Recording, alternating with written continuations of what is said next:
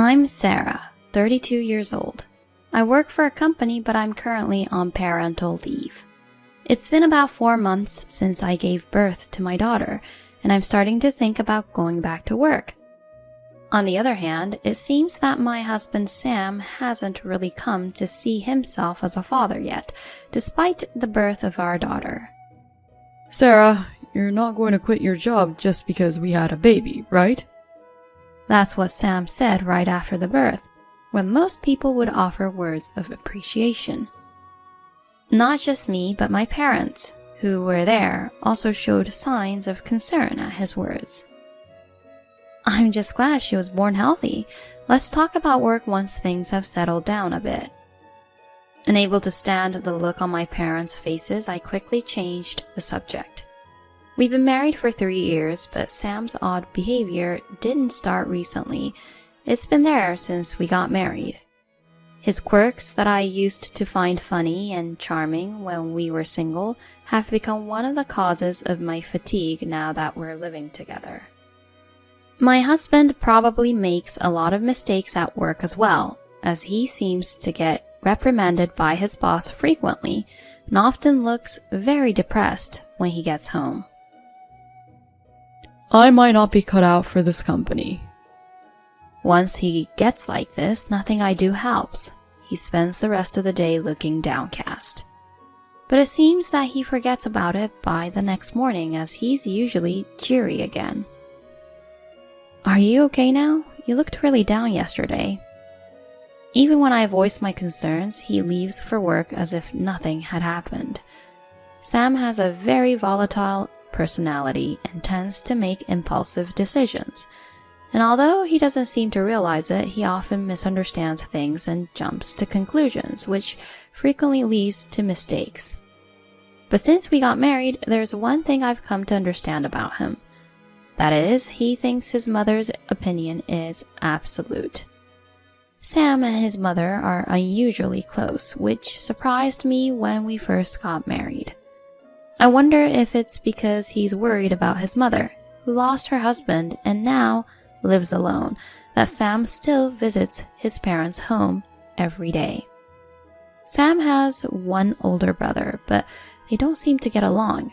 And when his brother got married, he didn't even discuss the possibility of living with their mother, which really upset Sam at the time. I have to take care of Mom.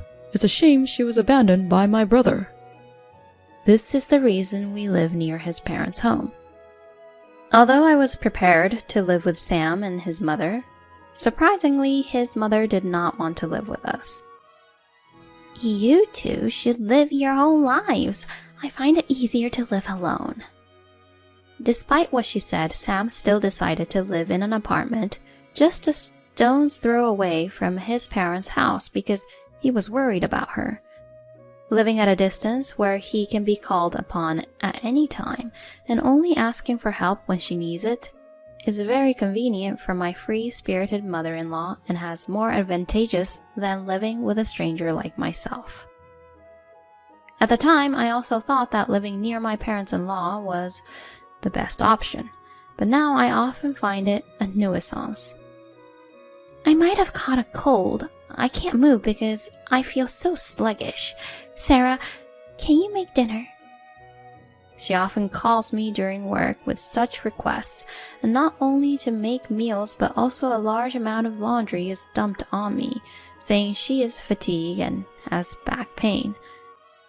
Moreover, it is always me who my mother-in-law asks for help, and I don't understand why Sam goes to his parents' house every day and doesn't help out at all.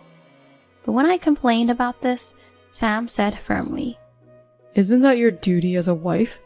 Besides, I can't do housework. His words were as if our marriage was just an excuse to get me to look after his mother. Deeply disappointed me. My love for my husband, now that I think about it, may have gradually cooled since then. My mother-in-law, who calls me every day to take care of her, surprisingly never complains directly to me about the housework I do. However, there's not even a single word of thanks. I always feel angry about this.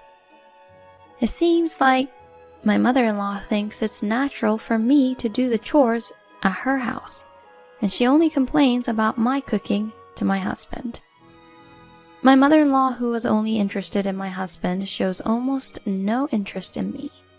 When I announced my pregnancy, she didn't react much. However, when my husband told her about the pregnancy, she was jumping for joy, so it seems like she's only cold towards me.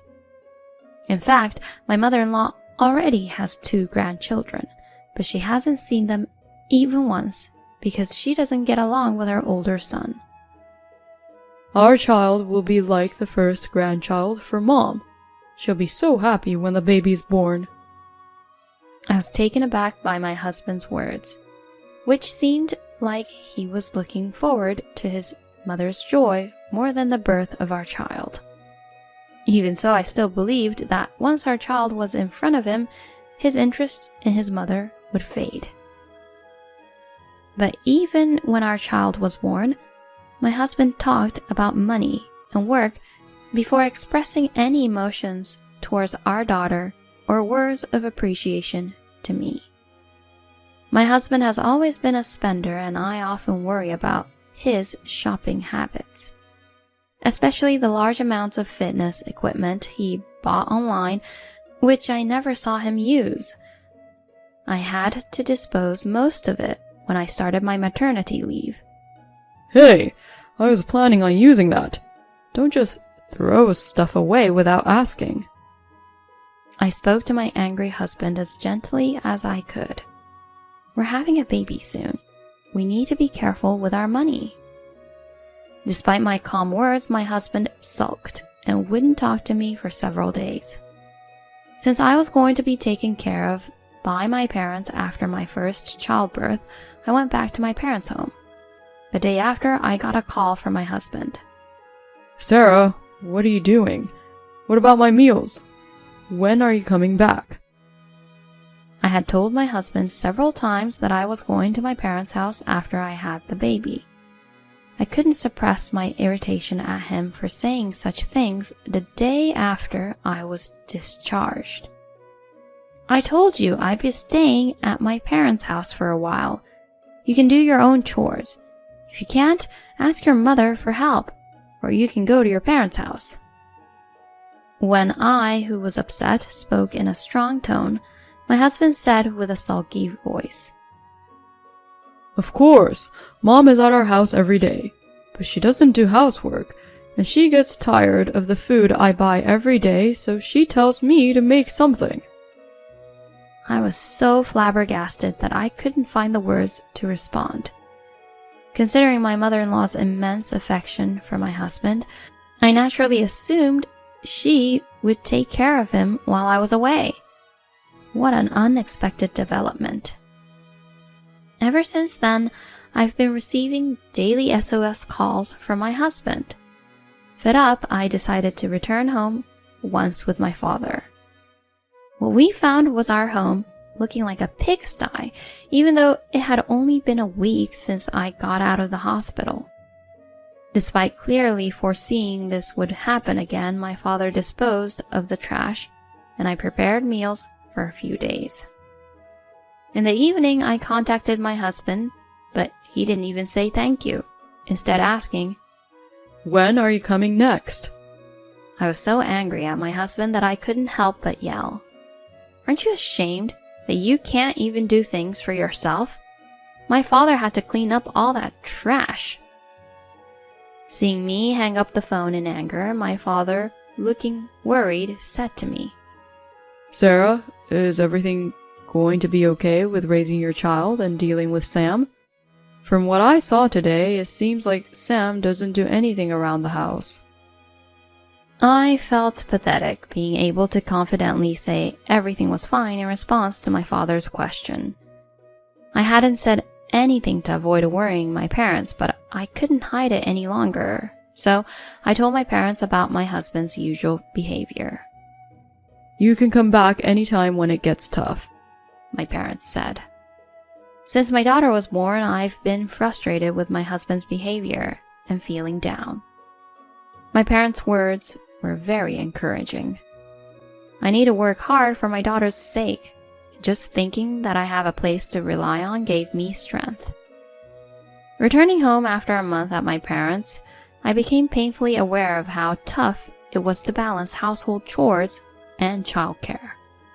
I didn't expect help from my husband or mother-in-law from the start, but on top of doing everything by myself, I was still being burdened with chores from my in-laws' house. One day when I brought my daughter to my in-laws' house to prepare dinner, I left her with my mother-in-law. But when my daughter started crying, "Stop her crying quickly. Why do I have to babysit?" she said, without trying to soothe my daughter, and pushed her back to me. In the end, my mother-in-law didn't even touch my daughter on her own. It seemed that she was not good with babies. Amidst this, my husband suggested, "It's been about 3 months since the birth. Isn't it time to return to work?" And I started to think it might be time too. Considering the household expenses, returning to work earlier would be reassuring, and it would also be better for my workplace not to take a long leave. After all, the money we had saved for living expenses during maternity leave was about to run out. Most of the money my husband earned was gone, spent on things like health equipment and his other wasteful expenses. I had wanted to use the birth allowance for my daughter, and I knew that the child-rearing leave benefit would not be deposited until sometime after application. Therefore, I had created a new bank account before giving birth and decided to manage the money for my daughter separately. One day when I went to the bank to check the remaining birth allowance, I couldn't find the bank book. Of course, I haven't used it since I opened the account. The only person who knows I have it here is my husband. As I thought about it, I couldn't help but suspect my husband. At the beginning of my maternity leave, my husband had asked me when I was preparing for hospitalization. "I'm not the one who pays for the childbirth expenses, right? They're paid by the municipality, and there's no money I have to pay for myself, right?" My husband, who knows nothing but how to waste money, seemed to be worried that I would run out of money while I'm in the hospital and wouldn't be able to pay the hospital fees. "It's fine. The insurance association will pay when you are discharged. If you need money for the birth, use this account where I deposited the birth preparation money." At that time, without thinking deeply, I told my husband where the money was. But could it be that he used the bank book without my permission? I intended to clearly tell him that the money was for the childbirth expenses, but knowing my wasteful husband, there was no telling what he could have spent it on. As soon as my husband came home from work that day, I confronted him.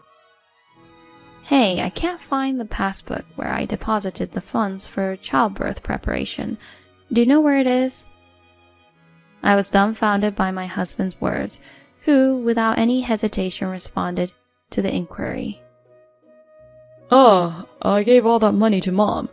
After all, it's money I earned, isn't it? I'm free to use it as I want." I, who had thought that Sam had wasted the money again, couldn't even imagine that the passbook had been handed over to my husband's mother. "That's the money I saved for our daughter. It's not money you earned." My husband, hearing this, showed no response and continued to eat. Seeing this, something inside me snapped. I confronted my husband with the divorce papers that I had been preparing for something like this, and while holding back my anger and tears, I said, "Please sign. I can't live with you anymore." Although Sam seemed a little surprised, he signed without arguing. Honestly, I had thought of hating the divorce depending on his attitude, since I had just given birth. But seeing him show no signs of regret, I made up my mind. I left the house carrying my daughter and the luggage I had prepared for an emergency. Looking at my husband, who was silently eating without even a glance towards us, It seemed he didn't even care about our daughter. Reflecting on my difficult life so far while watching him, I vowed to myself that I wouldn't let things end this way. When I returned to my parents' home, I immediately filed for divorce and headed to the police station to report the abuse. My money, which I had saved, was used without my permission, which was undoubtedly a criminal act. Even though I might be told it's a marital issue if my husband has spent all of it, I decided to explain to the police that it was actually my mother-in-law who had used the money. I was too frustrated to just let this go. Rather than wanting her to be arrested, I filed a police report out of a strong desire for my husband and mother-in-law to sincerely reflect on their actions. A few days later, I suddenly received a frantic phone call from my mother-in-law. "Sarah, the police are here, accusing me of stealing your money. I don't know anything about this." She seemed flustered, and it was hard to understand what she was saying, but I believe that's what she was telling me. On the other end of the phone, my husband seemed to be there as well, and I could hear him shouting something. "It's all my fault. Please, forgive me."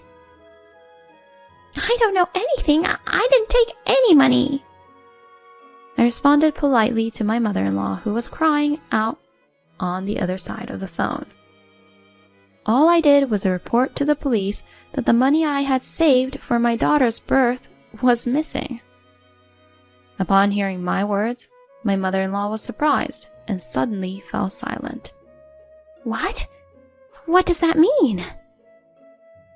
Without saying anything more, the call disconnected. A few days later, I was called to the police station to discuss the situation. According to the police, due to the domestic nature of the issue, it was difficult to treat it as a case. Apparently, my husband had indeed given the bank book to his mother, saying, "It's money I earned, so you can use it however you like." And my mother-in-law had withdrawn the money, knowing it was in my name. The bank account into which the passbook was transferred not only contained the remainder of my maternity benefits, but also gifts from my company, amounting to nearly $10,000. The security camera at the bank had clearly captured my mother-in-law processing the withdrawal. The police told me that my husband seemed to be regretful and promised to repay the full amount. They suggested that perhaps I could withdraw my complaint, considering this was a domestic matter. Indeed, my reason for filing the complaint was to have both of them reflect on their actions, so I decided to withdraw the report as the police suggested. But then, why did the police visit them? I was puzzled. However, the situation changed dramatically, and my husband and mother-in-law were arrested. While I was away visiting my parents, my mother-in-law had tried to borrow money from a credit card company using my ID card illegally. Although she failed to borrow the money, it resulted in attempted fraud, so my mother-in-law was immediately arrested when the credit card company filed a complaint against her. And my husband, being the closest to my mother-in-law, was also arrested on suspicion of involvement in the incident. Why was my mother-in-law so desperate for money that she would try to borrow money under my name or rely on help from my husband? When I looked into it, it seemed that my husband's wasteful spending habits were similar to his mother's, and she was as careless with money as to borrow money from various places. When it became too difficult to repay with just her pension, she thought of borrowing money under my name while I was away. However, because the ID card has a photo attached, it was impossible for my mother-in-law to use it. So this matter ended up being an attempted fraud. It was thoughtless, to say the least. My husband, who hadn't helped with the illegal use of my ID card, was quickly released, but he seemed to be unable to live a normal life, worried about his mother who had been arrested. I understand him being concerned about his mother, but first and foremost, I want him to work hard to repay the money he stole from me. Despite this, since I can't trust my ex-husband, I've asked a lawyer to deduct the repayment amount from my husband's salary. I've heard that my husband is on the brink of bankruptcy due to the debt repayment for himself and his mother-in-law. But the only thing I want to avoid is the stop of repayment to me. After some time, a police officer who had taken care of me in this incident came to visit. I felt a sense of familiarity when we met last time, but upon talking more, it turned out that he was my classmate from my student days. He seemed to have been concerned about me since that incident and came to check on me today. It's been a while. I didn't recognize you at all. You've become a respectable police officer. He replied with a little embarrassment. He replied a bit shyly, Has anything happened since then? Actually, I recognized you as Sarah right away.